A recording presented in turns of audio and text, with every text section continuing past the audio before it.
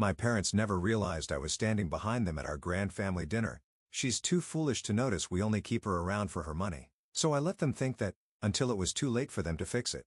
The evening was grand, just as it always was. A long table covered in ivory linen stretched across the Camelot dining hall.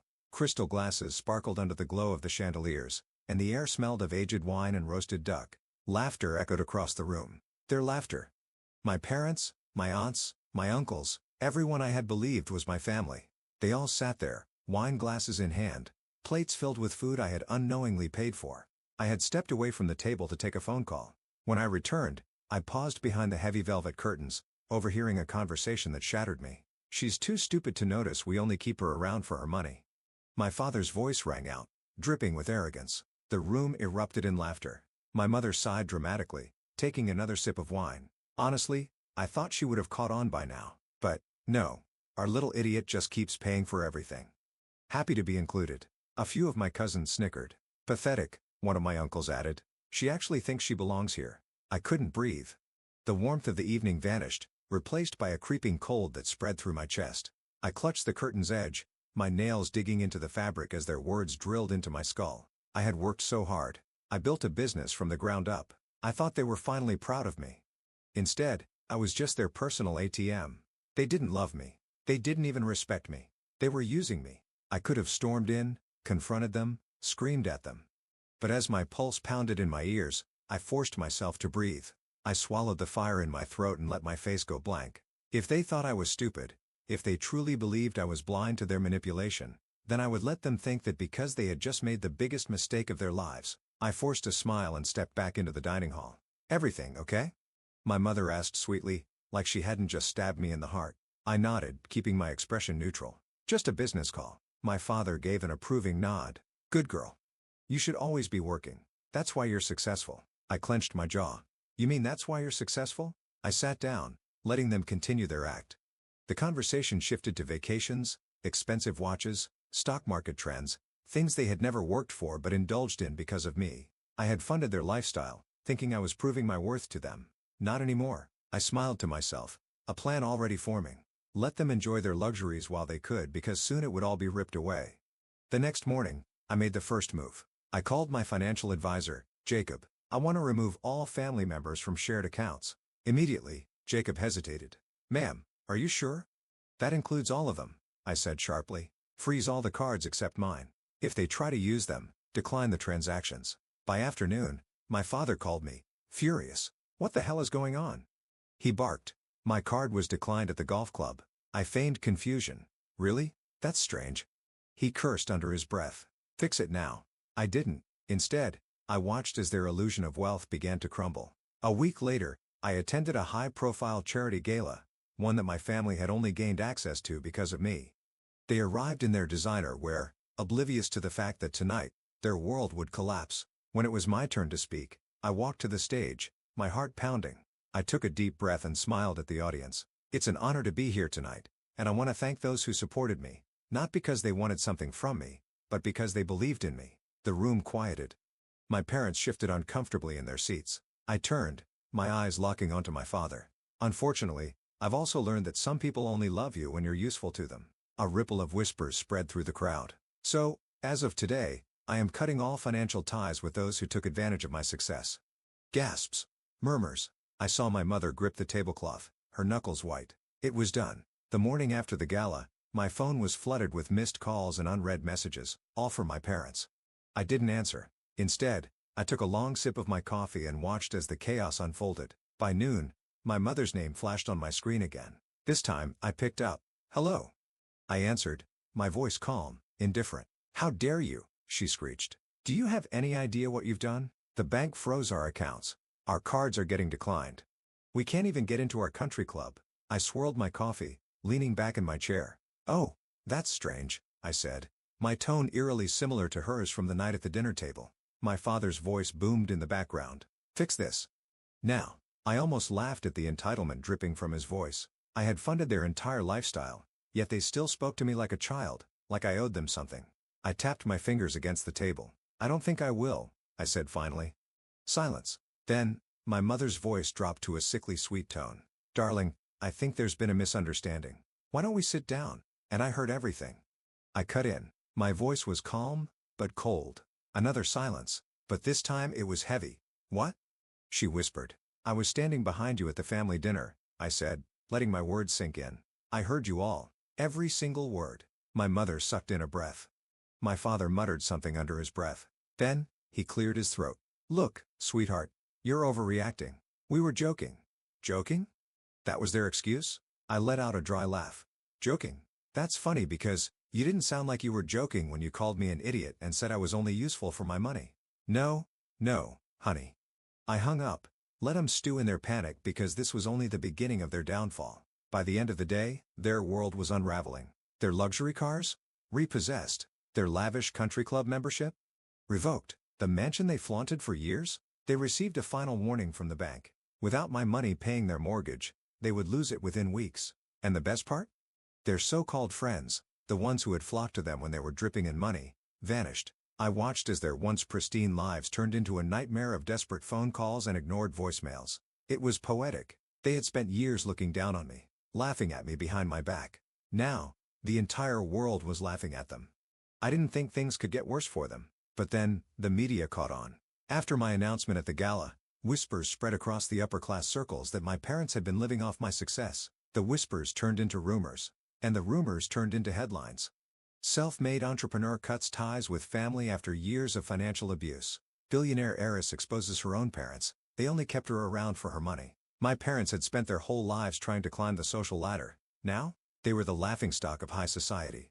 Their business acquaintances stopped returning their calls. Their invitations to exclusive events? Revoked. The people who once sucked up to them were now mocking them, and there was nothing they could do to stop it. Weeks passed. They had lost everything. The house? Gone. Their designer clothes and jewelry? Pawned off to pay debts. The country club? They were banned. The once arrogant, untouchable couple who looked down on me was now drowning in debt. And yet, even after everything, they still thought they could manipulate me. One evening, my father showed up at my office. He looked different. The expensive suits were gone. He was wearing a worn-out blazer. His face was hollow, and his once proud posture was now defeated. For a moment, a tiny part of me felt pity. Then I remembered everything. I crossed my arms. What do you want? He gave me a rehearsed sigh. Sweetheart, we made a mistake. We should have treated you better. I raised an eyebrow. Should have? He hesitated. What I mean is, we were wrong to. I cut him off. If you're here to apologize, say it outright. He clenched his jaw. I waited, but the words never came, because he didn't actually feel guilty. He just wanted me to fix his mess. I exhaled sharply. I see. You don't actually regret what you did. You regret getting caught. My father's expression darkened. You ungrateful little. I laughed, shaking my head. There it is. The real you. His face twisted in anger. After everything we've done for you. I leaned forward. What exactly did you do for me? Silence. I nodded. That's what I thought. Then, I stood up. You need to leave. His mouth opened, but no words came out. For the first time in his life, my father had no power. And I had all of it. The next day, my mother tried a different approach. She sobbed over the phone, talking about how she missed me, how she loved me, how family should stick together. I let her cry. Then I asked, if you miss me so much, why did you laugh while calling me an idiot? Dead silence. I smiled. Thought so. And I hung up. That was the last time I ever spoke to them. The days after I cut off my parents were eerily quiet.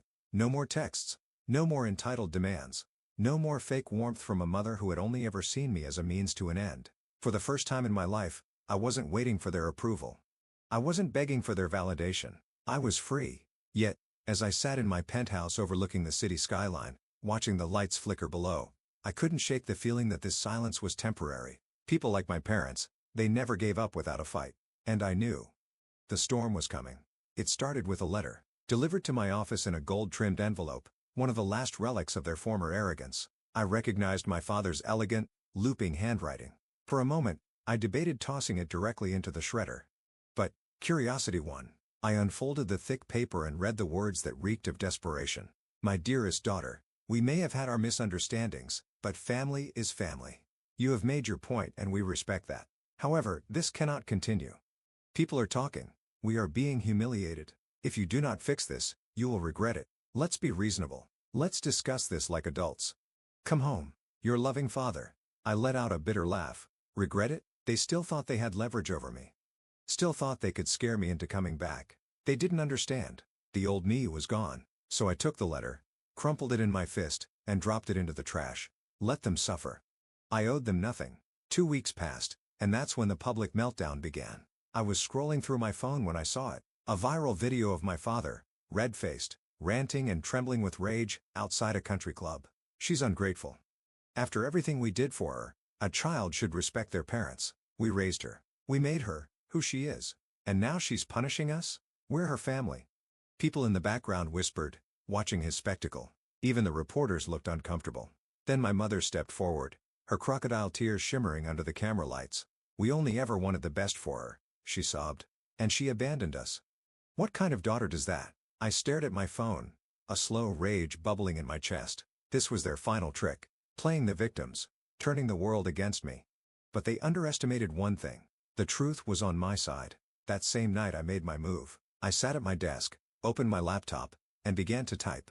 A simple statement. Nothing dramatic. Nothing emotional. Just cold, undeniable facts. I was standing behind my parents at a family dinner when they laughed about how stupid I was, how they only kept me around for my money. I heard every word. They have used me for years. I have no regrets about cutting them off. I pressed post. Within minutes, my phone exploded with notifications. People weren't stupid. They saw right through my parents' lies. Comments flooded in. You don't owe them anything. Good for you. Stand your ground. Parents like this don't deserve forgiveness. And just like that, their final trick backfired. Days passed. My parents' reputations were in ruins. Their friends had abandoned them. Their influence was dead. And that's when they made their last, pathetic attempt to pull me back in. I was sitting in my office when my assistant knocked. Your mother is here, she said hesitantly. She looks bad. I sighed. Of course she was. I could have turned her away. I should have. But a part of me, the part that still wanted closure, said, let her in. And so, I did. My mother stepped into the office, her usual air of superiority gone. Her once perfect hair was disheveled, her eyes hollow, her designer clothes cheap and wrinkled. For the first time in my life, she looked small. She sat down across from me, hands trembling. She opened her mouth. And then, she sobbed. I don't know what to do, she whispered. We've lost everything. I watched her. Waited. This was her moment. Her chance to say the one thing that might make me reconsider. I'm sorry, I said for her, watching her face closely. She froze. Her lip trembled. And then she said it. You are never supposed to find out. My heart turned to stone. That was all I needed to hear. Not I was wrong. Not I regret hurting you. Just regret that she got caught. I stood up. We're done here. Her head snapped up. Wait. But I was already walking away. Because I had nothing left to say. The moment my mother walked out of my office that day, I knew it was over. Not just the financial cutoff.